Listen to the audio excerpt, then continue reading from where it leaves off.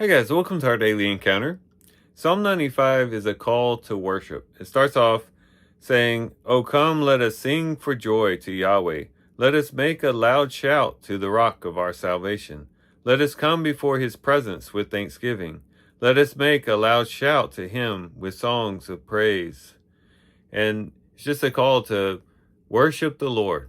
And as we come across this psalm in our reading, we ought to be stirred up to worship the Lord. There's oftentimes a lot of focus on doing a daily Bible reading, which is very important, or focusing on getting our prayers in, which is also very important.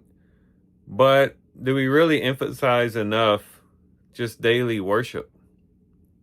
Carving out time in our lives to just pour our hearts out to the Lord, to just praise Him, whether that's through singing a song or just through prayer, however it might manifest itself, just having little quiet moments throughout the day to just worship the Lord.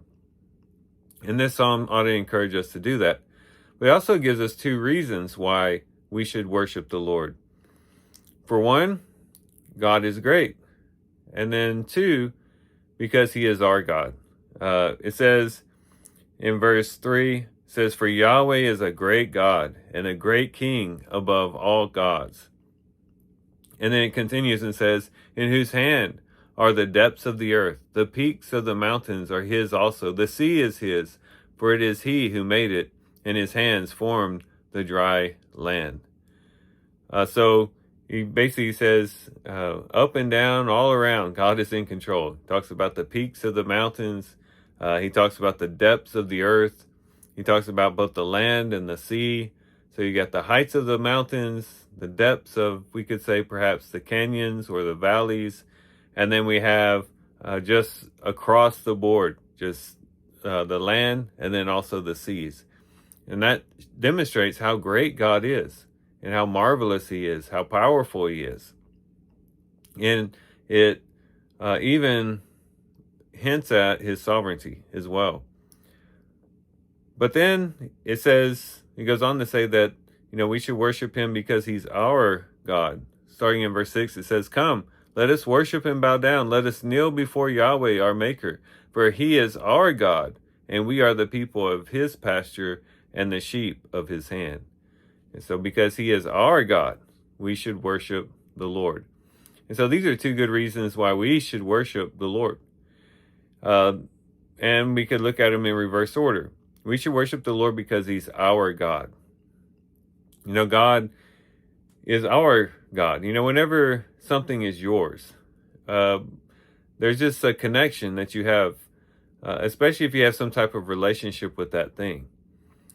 Even if it isn't that great, even if it isn't that wonderful. An example might be the football team. Well, our football team never wins, but it's our football team. And so we take pride in it. We go to the games. We enjoy supporting the team because it's our team. Even if they don't ever win a game, they're our team. Or we might think also in the context of maybe our parents, well, my dad wasn't perfect or my mom wasn't perfect, but he's my dad or she's my mom. And therefore you have a connection with them. And it doesn't matter so much whether they're perfect or not. They're your parents. And we could use that for a lot of different things. And if there was no other reasons why we would want to worship the Lord, it's because he is our God. He's the one who created us. And for those who walk in faith before God, we have a special relationship with him. In a sense, he's, of course, everyone's God. But in a very special sense, he is our God. That is, those who are covenantal people with God, who have entered into a covenant with God through Jesus Christ.